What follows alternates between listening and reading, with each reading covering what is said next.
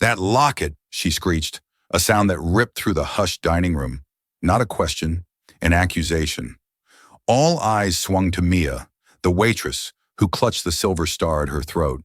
A nervous tick, or a guilty one? Elena Vance, billionaire extraordinaire, wasn't known for public outbursts. But tonight, decorum shattered. Years of carefully constructed composure? Gone. Just like that. The locket, tarnished and cheap, had unlocked something ancient and raw. The Vances think it's about the money, always.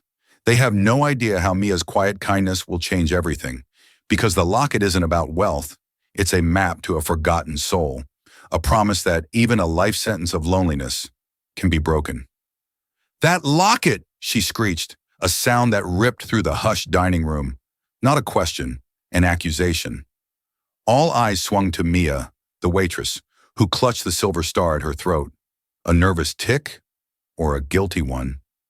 Elena Vance, billionaire extraordinaire, wasn't known for public outbursts. But tonight, decorum shattered. Years of carefully constructed composure? Gone. Just like that. The locket, tarnished and cheap, had unlocked something ancient and raw. The Vances think it's about the money, always. They have no idea how Mia's quiet kindness will change everything. Because the locket isn't about wealth, it's a map to a forgotten soul. A promise that even a life sentence of loneliness can be broken. Elena Vance, a titan of industry, a woman who could buy and sell countries, possessed a life curated with ruthless precision. Each painting, each bespoke suit, each charitable donation was a carefully calculated brushstroke in the masterpiece of her public image. But beneath the icy veneer resided a woman haunted by ghosts. Tonight, those specters had chosen Aria, San Francisco's culinary cathedral, as their stage. She sat ramrod straight, a queen surveying her kingdom. Yet the storm raging within threatened to breach the carefully constructed dam of her composure. At 82, she was a study in silver and steel. Silver hair coiffed into an untouchable chignon, steel gray eyes that missed nothing, a diamond bracelet cold against her papery skin. Opposite her sat Julian, her son, CEO of Vance Industries, a man sculpted in his mother's image but lacking her quiet intensity. Julian droned on about market projections and hostile takeovers, his words a familiar lullaby designed to fill the silence, not engage her attention. "Mother, are you even listening? The Aerosphere deal alone?" He trailed off, his impatience flaring. Elena offered a glacial smile, her gaze sweeping across the opulent dining room. Crystal chandeliers dripped light onto immaculate linen, the clinking of silver a delicate hollow music. Another Tuesday night, a carefully chosen void in a calendar otherwise choked with painful anniversaries. She was suffocating. The perfection, the control, the crushing weight of legacy, it was all a gilded cage. Richard, her late husband, had been gone for a decade, and with him, all warmth. Now existence was a sequence of strategic moves, devoid of joy. Then a young waitress approached, her movements practiced yet betraying a profound weariness. Mia, her name tag declared. Ordinary, forgettable, except for the thin silver chain peeking from beneath the starched collar of her uniform. Dangling from it, a starburst locket, its silver dulled by time. In its very center, a tiny sapphire winked like a forgotten tear. Elena's breath hitched. The world tilted. The restaurant's hum faded into a distant roar. No, it couldn't be. After all these years, an impossible echo of a life she'd buried so deep, she'd almost convinced herself it never existed.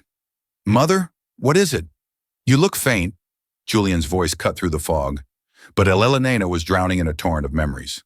A sun-drenched summer in a dusty artist's studio, the intoxicating scent of turpentine, stolen kisses under a sky bursting with stars. Thomas, the waitress, sensing the unnerving intensity of Elena's gaze, unconsciously tugged at the locket, trying to tuck it away. Too late. Elena had seen enough. A choked sob, a sound of pure, unadulterated grief escaped her lips.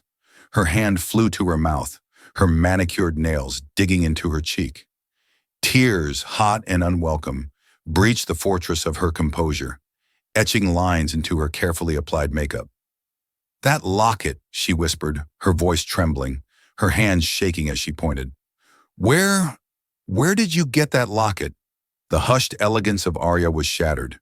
Julian gaped, speechless at his mother's unprecedented display. Mia, the waitress, her face a mask of confusion and dawning alarm, looked from the weeping billionaire to the locket at her throat. This was insane. Elena Vance, the woman who had stared down corporate raiders, who had buried her husband with barely a flicker of emotion, was crumbling, undone by a piece of cheap jewelry. The scene sent ripples through the restaurant.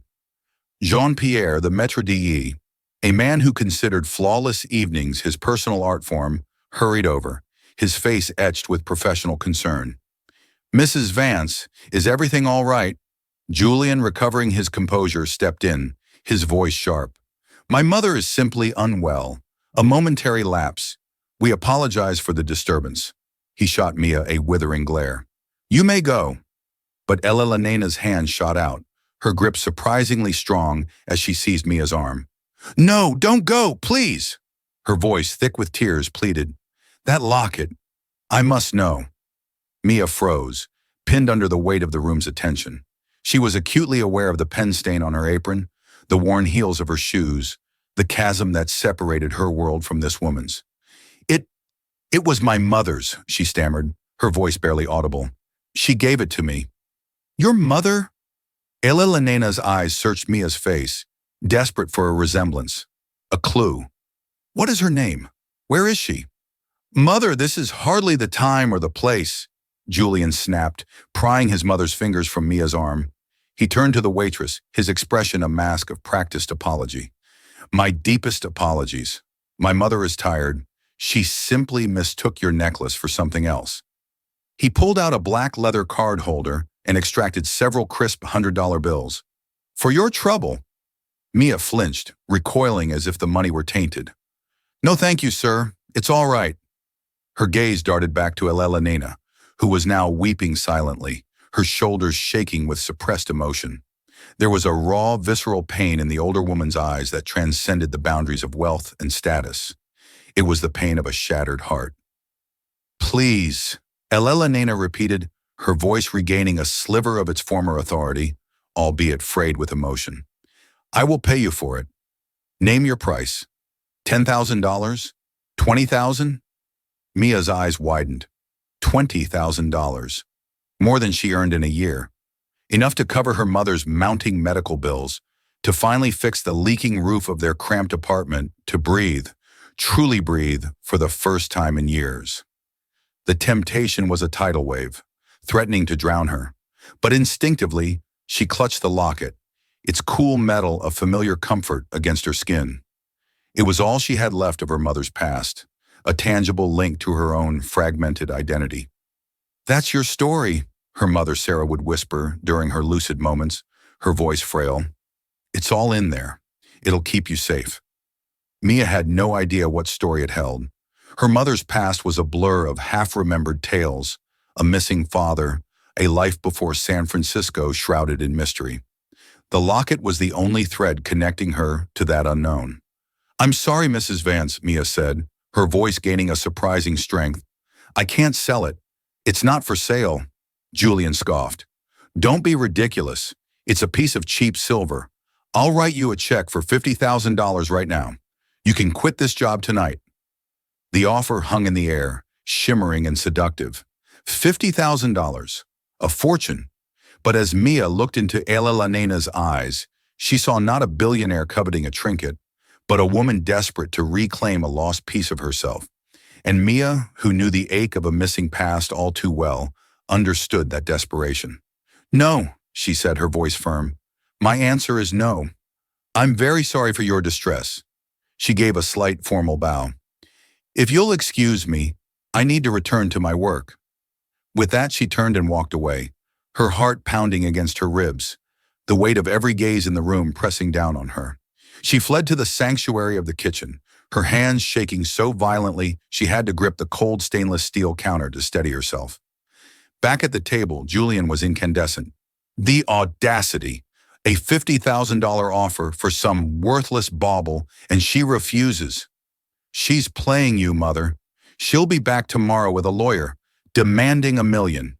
But Elena wasn't listening. Her gaze remained fixed on the kitchen door through which Mia had disappeared. The girl's refusal hadn't angered her. It had intrigued her. It confirmed what she already suspected. The locket's value was far beyond monetary. The girl cherished it, as she was supposed to. "Get me her name, Julian," Elena said, her voice low and resolute. The tears were gone, replaced by a steely determination. "Her full name, her address, everything you can find out about her." "What are you going to do?" Julian asked, bewildered. Elena dabbed her eyes with a linen napkin, her composure slowly returning, like armor being reassembled piece by piece. "If she won't sell a memory," she said, her voice dangerously quiet, "then I shall have to buy her story." The next morning, the sterile quiet of Elena Vance's penthouse apartment was disrupted by the arrival of a man named David Harrison. Harrison was a private investigator, a man whose nondescript appearance belied a formidable talent for unearthing secrets. He was discreet, efficient, and expensive, the best in the business. Elena, dressed in a silk morning robe, sat opposite him in her vast, sun-drenched living room, which offered a panoramic view of the Golden Gate Bridge. The emotional storm of the previous night had passed, leaving behind an unsettling calm and a singular obsessive focus. "I want to know everything about her," Elena stated, her voice devoid of its earlier fragility. "Amelia Russo, she works at Aria. Find out where she lives, who her family is, what her circumstances are. Be thorough, but be invisible. I don't want her to know she's being watched." "Understood, Mrs. Vance," Harrison said, making a few notes in a small leather-bound book. Julian, who had been listening from the doorway, stepped into the room. "This is absurd, Mother. You're paying a man thousands of dollars to investigate a waitress. If you want the necklace, our legal team can draft an offer she can't refuse, or we can find its provenance and claim it as a stolen family artifact." "It wasn't stolen," Elena snapped, her gaze sharp. "And this is not about the locket anymore. It's about the girl. There was something in her eyes, Julian, a resilience, and she refused your money. That is not the behavior of a common opportunist." "It's the behavior of a clever opportunist," Julian countered. "She knows she has you on the hook. She's waiting for a bigger offer." Elena fell silent, her gaze drifting towards a small, dust-free bookshelf in the corner of the room. It was out of place amongst the modern art and designer furniture. It held old leather-bound volumes of poetry and several worn books on art history. Julian never paid them any mind, but for Elena, that corner was a shrine. While Harrison gathered his instructions and departed, Elena walked over to the bookshelf. Her fingers traced the spine of a book titled The Renaissance of Light. She pulled it from the shelf. Tucked inside was a faded black and white photograph, its edges soft with time.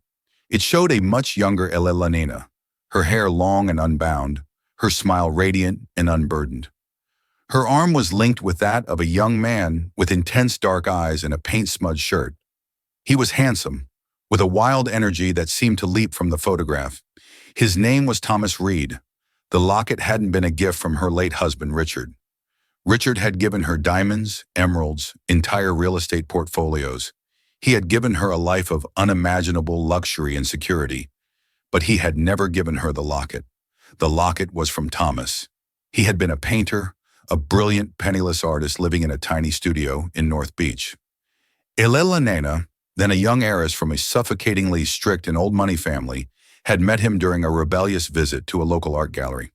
Their love affair was a whirlwind, secret, passionate, and doomed from the start. Her parents would never have approved of a match so far beneath her station. Thomas had crafted the locket himself, melting down his grandfather's silver cufflinks. He had hammered and shaped the metal, engraving the starburst pattern with his own hands. The tiny sapphire, he told her, he'd traded a painting for. "It's the color of your eyes when you look at my art," he'd said, his voice full of a sincerity that Richard, for all his power, could never muster. Their love had a consequence, a baby, a daughter. The memory still had the power to steal her breath. Her parents had been furious, their disappointment a cold, crushing weight. They had orchestrated everything. She was sent away to a private clinic in a remote part of the state. Thomas was threatened, paid off, and told to disappear from her life forever. He had tried to fight it, but he was no match for the power and influence of her family. Elena was allowed to hold her baby only once, a beautiful, perfect little girl. Before the agency took her, Elena had pressed the starburst locket into the infant's swaddling clothes, a desperate, silent promise that she would one day find her. She named her Lily, but her parents had covered their tracks too well. The adoption was sealed, anonymous. By the time Elena was free from her family's control, married to the kind and powerful Richard Vance, who offered her a respectable escape, all trails to her daughter had gone cold. She had hired investigators over the years, but they had found nothing. Eventually, the pain became a dull, constant ache, a ghost she learned to live with, until last night. Seeing that locket had ripped open the 50-year-old wound. Could it be a coincidence? A replica? No. She knew in her bones it was the one, which meant that the waitress, Amelia Russo, was somehow connected to her lost Lily. The intercom buzzed, pulling her from her reverie. "Mrs. Vance, Mr. Harrison is on the line. He says he has some preliminary information of interest." Elena's hand trembled as she picked up the phone. "Yes? Mrs. Vance," Harrison's voice was professional and clipped. "Amelia Russo lives at 14B Orchard Street in the Mission District. She's the sole caregiver for her mother, Sarah Russo. I'm looking into Sarah now, but the interesting part is the finances. They're in significant medical debt. Miss Russo works 2 jobs, the dinner shift at Aria and a morning shift at a diner called the Daily Grind. Her mother's condition, it appears to be degenerative, neurological. The bills are overwhelming." Elena sank into a chair. The girl wasn't a clever opportunist holding out for more money. She was desperate. She had refused $50,000, a sum that could have eased her burden immensely, out of pure sentiment. "Thank you, Mr. Harrison," Elena said, her voice strained. "Keep digging. I want to know everything about Sarah Russo." She hung up the phone, her mind racing. Sarah? The name meant nothing to her, but the girl's poverty, her quiet dignity, her fierce protection of the one linked to her past. It was all starting to form a picture, one that was both terrifying and filled with an impossible, flickering hope. Julian Vance did not share his mother's sentimental intrigue. He saw the situation in stark, binary terms, a problem and a solution. The problem was a waitress who had stumbled upon a piece of leverage and was causing his mother emotional distress.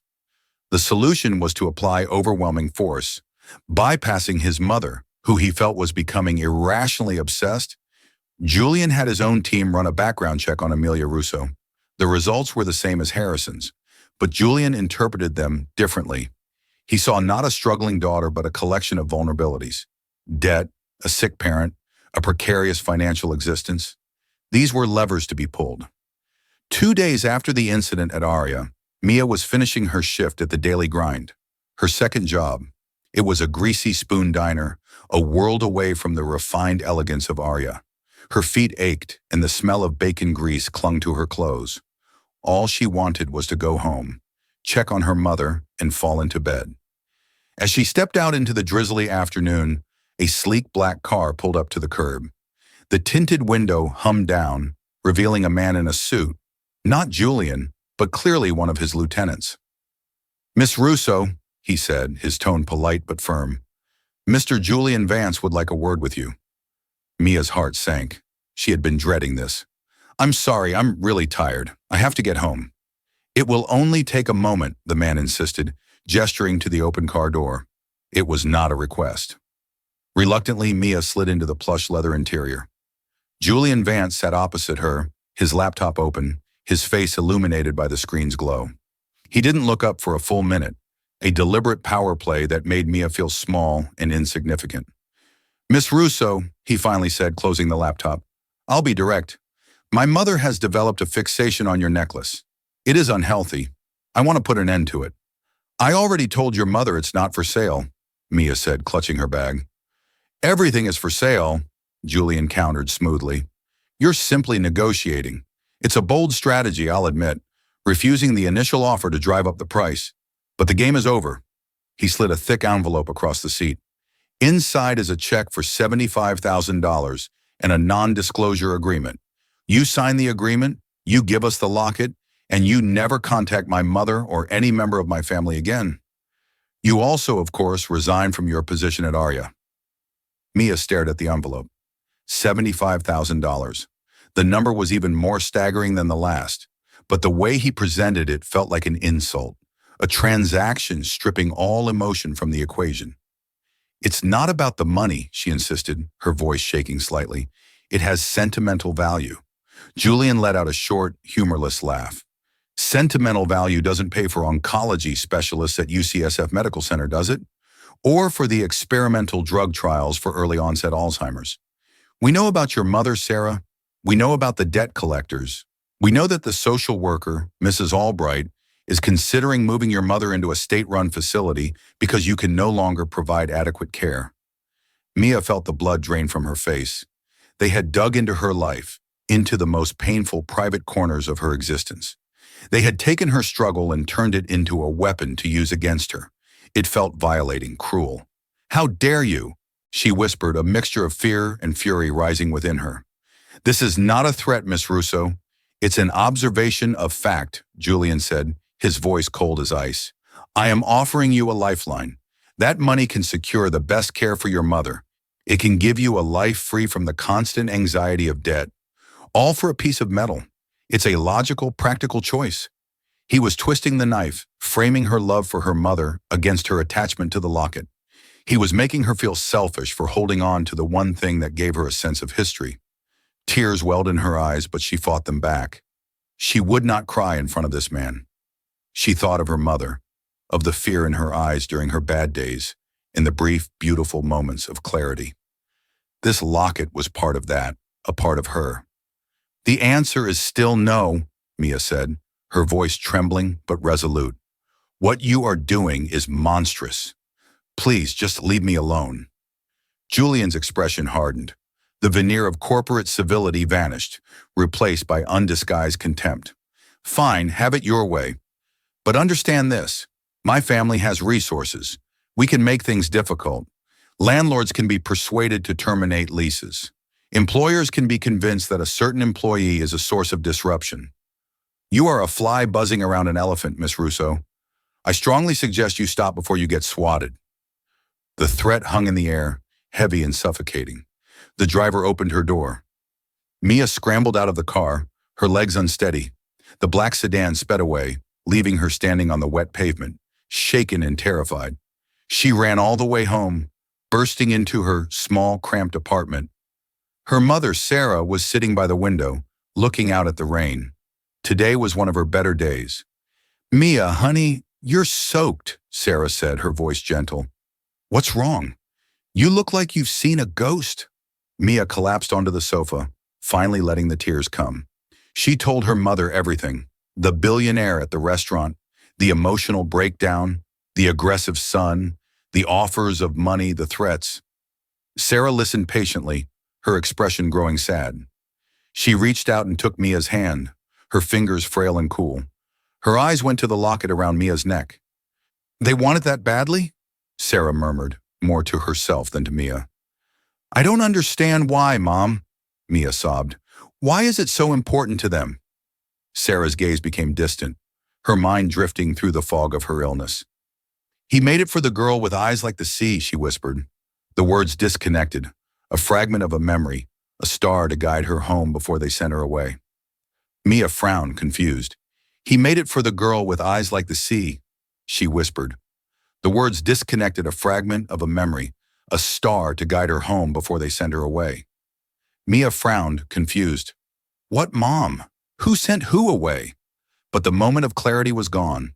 Sarah's eyes glazed over. She smiled vaguely and began to hum a tune that had no melody. Mia's heart ached. The cryptic words were just another piece of the puzzle of her mother's past, a puzzle that was becoming more complex and dangerous by the day. She held the locket tightly.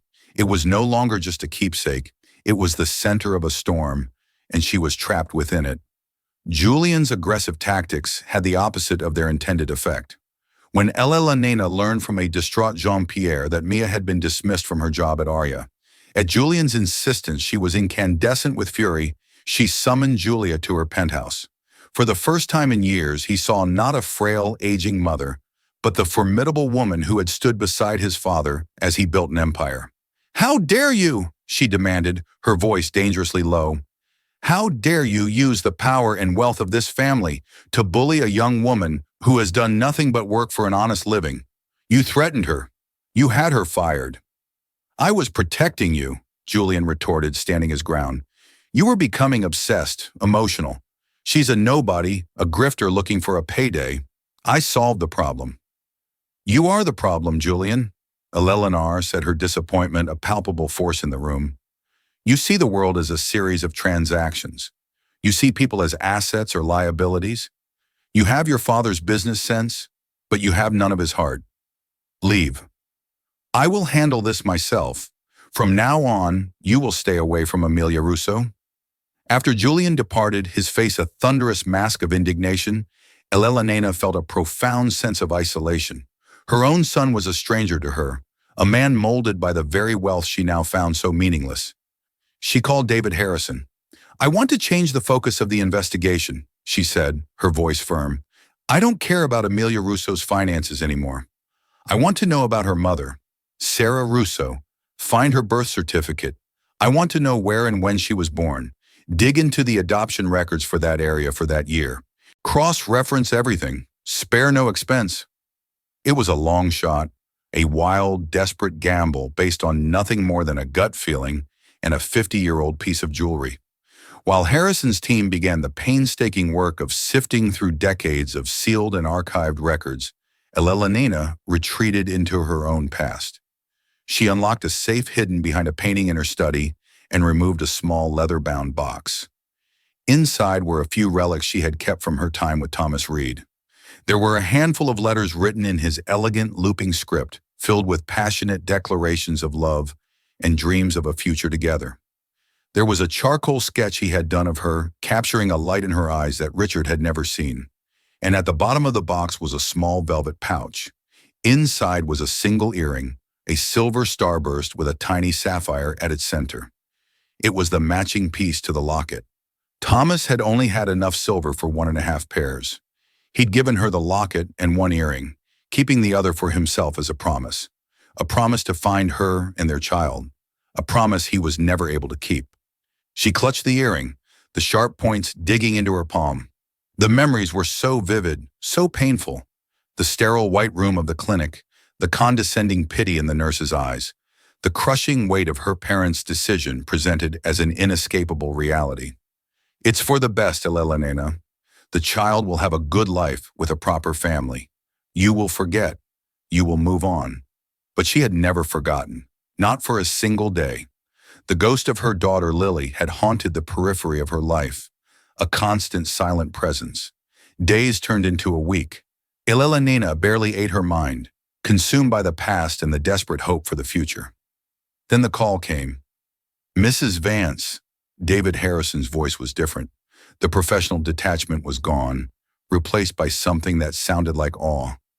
"We found it. It took leveraging every contact I have and a court order from a very friendly judge. But we unsealed the records."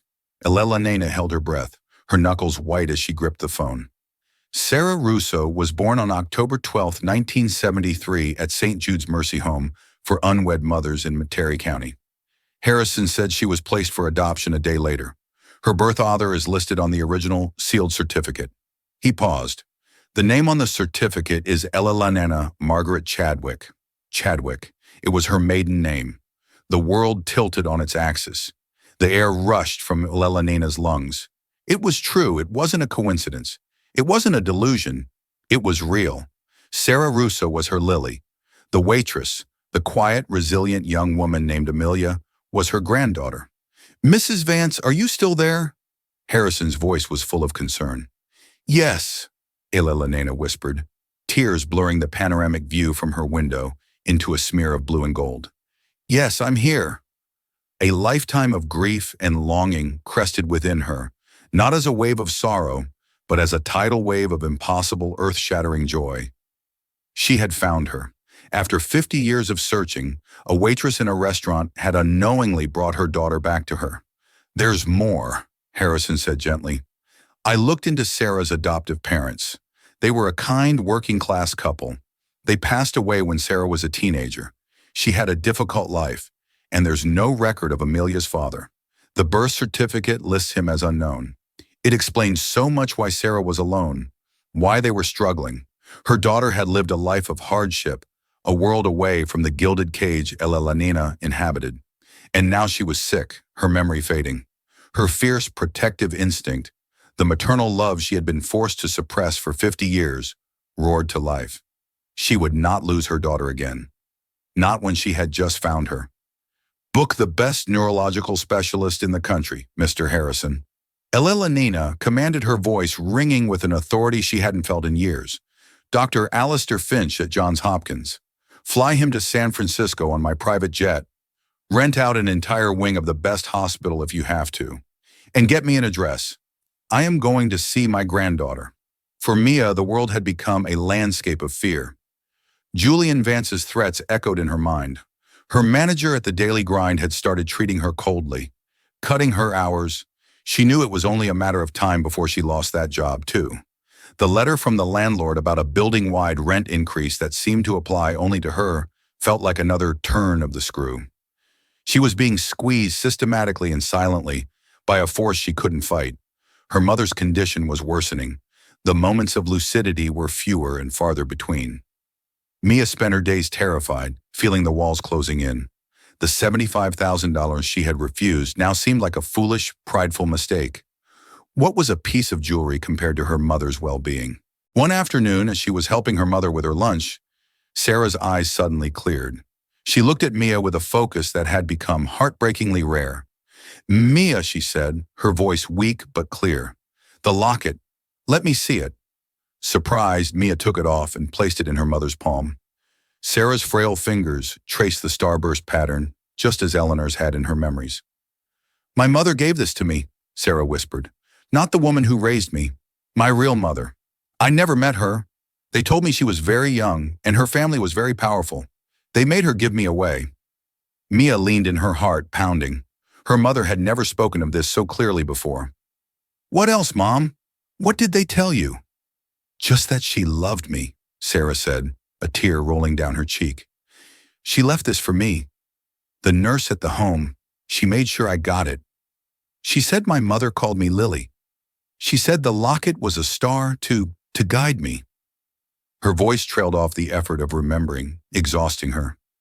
"There's something inside. Did you ever look?" Mia's breath hitched. She had tried to open the locket 1,000 times as a child, but it was stuck. The clasp fused shut by age. She had always assumed it was empty. "It's jammed, Mom. It never opens." "There's a trick," Sarah murmured, her eyelids fluttering. "A little notch on the third ray. From the top." Mia's hands trembled as she took the locket. She examined it closely, her fingers searching, and there it was. A tiny, almost invisible indentation on one of the engraved rays. Using her fingernail, she pressed down hard on the spot. There was a faint click. The locket sprang open. Mia gasped. Tucked inside the two halves were two tiny, perfectly preserved secrets. On one side, protected by a sliver of glass, was a minuscule faded photograph. It was a picture of a young woman with a radiant smile and eyes the color of the sea.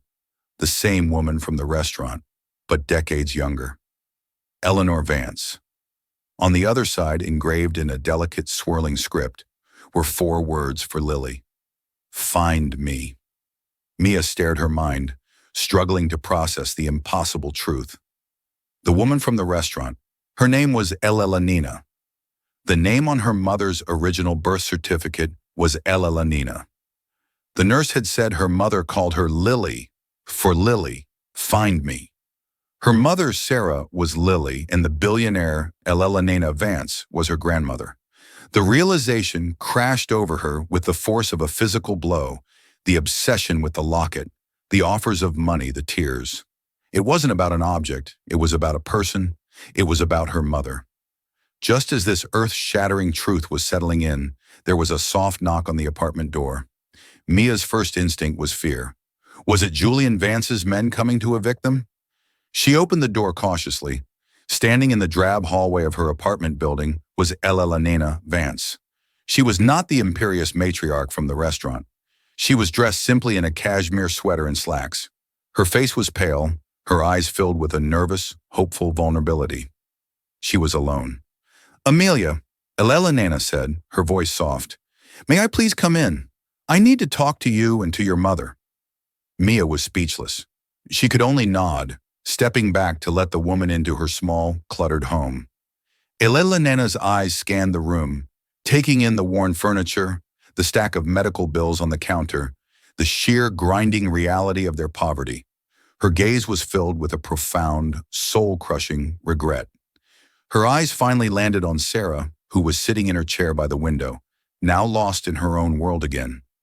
Elena took a hesitant step forward. Then another lay, she whispered the name a breath of air, a prayer she hadn't dared to speak aloud for 50 years. Mia held up the open locket. "She told me," Mia said, her voice choked with emotion. "She just told me everything." Elena looked from the locket in Mia's hand to the face of her daughter, then back to the face of her granddaughter. The resemblance was undeniable, the same determined set of the jaw, the same strength in the eyes. Tears streamed down Elena's face once more. But this time, they were not tears of grief. They were tears of homecoming. "I found you," Elena breathed, her voice breaking. "Oh, my darling girl, after all this time, I finally found you." She reached out, not for the locket, but for Mia's hand, her touch gentle and warm. The gulf between the billionaire and the waitress vanished, erased by a truth that had been hidden in a silver starburst for half a century. The air in the small apartment was thick with the weight of 50 years. It was a sacred space, a bubble of time where past and present had finally converged. Elena knelt by Sarah's chair. Her manicured fingers, which had signed billion-dollar contracts, now trembled as they gently stroked the hair of the daughter she had only ever held in her memory. She whispered the name Lily, a soft, rhythmic chant, as if the sound itself could bridge the chasm of their lost decades. For a fleeting moment, Sarah's clouded eyes seemed to focus on her, and she leaned into the touch, a deep instinctual comfort overriding the fog of her illness. Mia stood a few feet away, the open locket still warm in her hand. The world had tilted its colors, shifting into new, unrecognizable hues.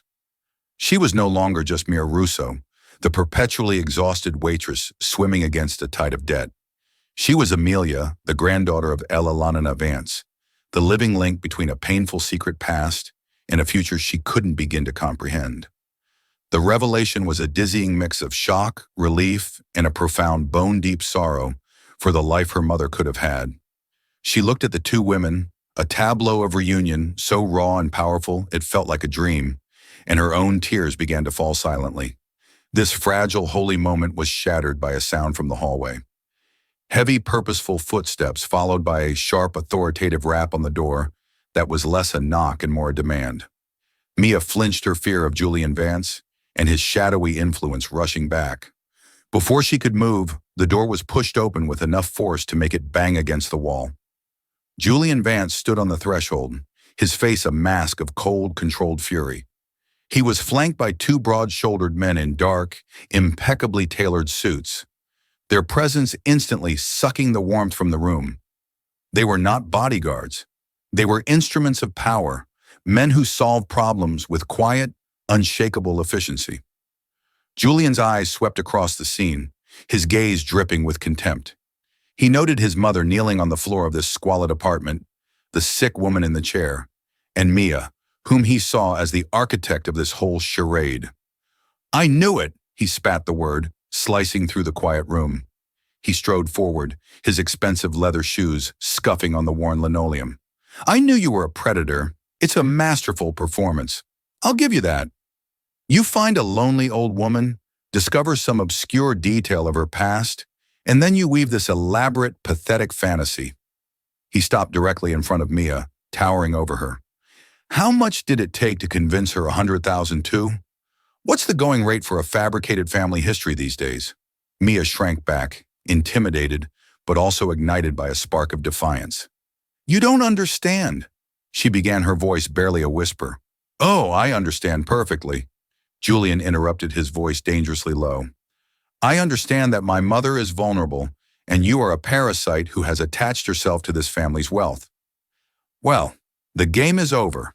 He turned to his mother. "Mother, we are leaving now. These men will handle this transaction. They will retrieve your property and ensure Miss Russo understands the legal consequences of extortion." He nodded sharply at one of the men, who took a step towards Mia, his hand outstretched for the locket. "They will do no such thing." "Julian." Elena's voice cut through the air like a shard of ice. She rose to her feet with a grace that defied her age, planting herself firmly between Julian's man and Mia. She was no longer the weeping, fragile woman from the restaurant or the remorseful mother on her knees. She was Elena Vance, the matriarch, and her eyes blazed with a protective fire Julian had not seen since his father's funeral. "This is not a transaction," she declared, her voice ringing with absolute authority. "And this," she said, gesturing to Mia, "is not a parasite. This is my granddaughter, Amelia, and this woman." Her voice broke with emotion as she pointed to "Sarah is my daughter Lily." Julian let out a sharp, incredulous laugh. "Daughter, granddaughter, mother, listen to yourself. You are unwell.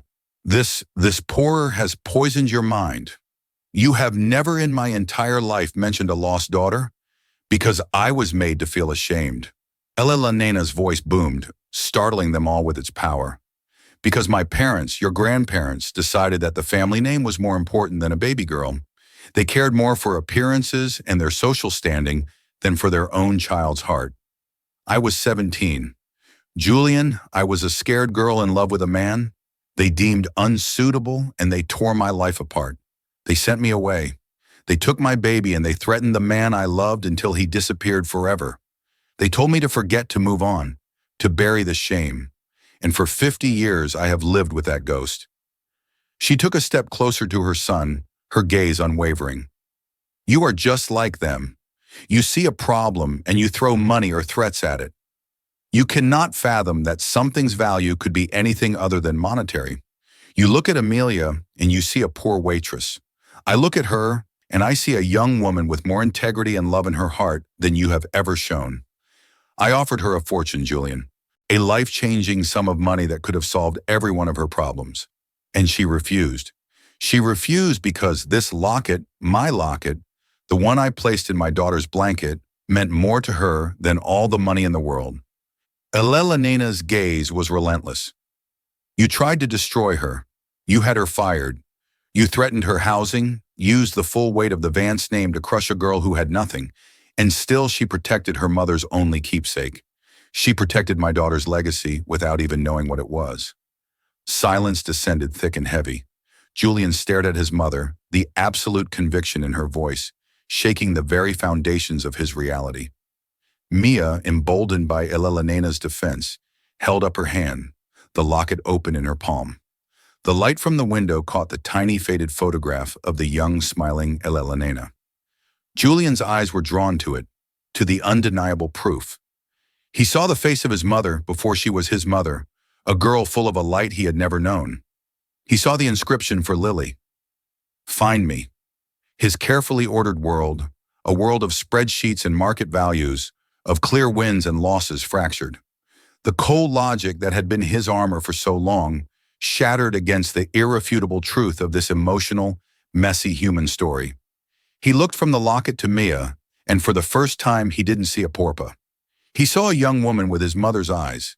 He looked at the frail, sick woman in the chair and saw not a prop in a scam, but his aunt, a member of his family who had lived a life of hardship while he had lived in unimaginable privilege. The magnitude of the family secret of the injustice hit him with the force of a physical blow. His entire identity was built on a lie of omission. The fury drained from his face, replaced by a ghastly pallor. The arrogance in his posture collapsed, leaving him looking suddenly younger and lost. He started, but no words came. What could he say? He had been monstrous. He had wielded his power with cruelty, all in the name of a truth that was utterly false. Shame of foreign and corrosive emotion burned in his gut. He couldn't bear to look at his mother's disappointed face or at the quiet dignity of the girl he had tried to break. Without another word, he turned on his heel and walked stiffly out of the apartment. He brushed past his confused men, leaving them in the doorway. "Go!" Ayla Lanena commanded them, her voice quiet but firm. They glanced at each other, then retreated, closing the door softly behind them, sealing the new family within the quiet walls of the apartment. The storm had passed. In the ensuing silence, Mia finally let out a shuddering breath she didn't realize she'd been holding. Eleanor came to her, taking the locket and Mia's hand in her own. "He will come around," she said, though her voice lacked conviction. "Or he won't. It doesn't matter. What matters is us now." With a newfound purpose, Ella Lanena pulled out her phone. She made a call, her voice a calm, commanding force that Mia now understood could move mountains. "This is Ella Lanena Vance. I need Dr. Alistair Finch. I don't care what his schedule is. My private jet is on the tarmac at SFO. I want him in this city by morning, ready to see a patient. Yes, cost is no object. Make it happen." She hung up and turned to Mia, her eyes soft with a century of unshed tears. "Your mother will have the best care. You will have a home, a real home. You will never have to work 2 jobs again unless you choose to. You can go to school, travel, anything. The world is yours now, Amelia." Mia could only shake her head, overwhelmed. "I don't know what to say." "You don't have to say anything," Ella Lanena said gently. She looked down at the locket, tracing the starburst with her finger. "Your grandfather made this," she whispered, giving Mia the final piece of her story. "His name was Thomas Reed. He was a brilliant painter, and he had the kindest soul I have ever known. He would have loved you so fiercely." Ella Lanena looked over at Sarah, who had drifted into a peaceful sleep. A real family. After a lifetime of loneliness in a palace of gold, Ella Lanena had finally found her home in a cramped 2-room apartment with a daughter lost to time and a granddaughter she never knew she had. The Van's fortune of stocks and steel was vast, but it was nothing compared to this. This was the real inheritance. This was the inheritance of the heart. In the end, it wasn't Ella Lanena Vance's billions that healed her broken heart. It was the discovery that the greatest treasure she ever possessed was not something she could buy, but someone she had lost. The story of Eleanor, Mia, and Lily reminds us that family is not defined by wealth or status, but by the unbreakable threads of love that weave through generations, sometimes getting lost, but never truly severed. Mia's simple locket, worthless in a pawn shop, turned out to be priceless, for it held the key to unlocking a 50-year-old secret and reuniting a family torn apart by circumstance. It's a powerful testament to the idea that our true legacy lies in the connections we forge and the love we refuse to forget. If this story of loss and reunion touched your heart, please let us know in the comments below. What would you have done in Mia's position? Don't forget to like this video and share it with someone who appreciates a story about the enduring power of family. And most importantly, subscribe to our channel for more real-life dramas that will move you, inspire you, and remind you of the extraordinary stories hidden within ordinary lives.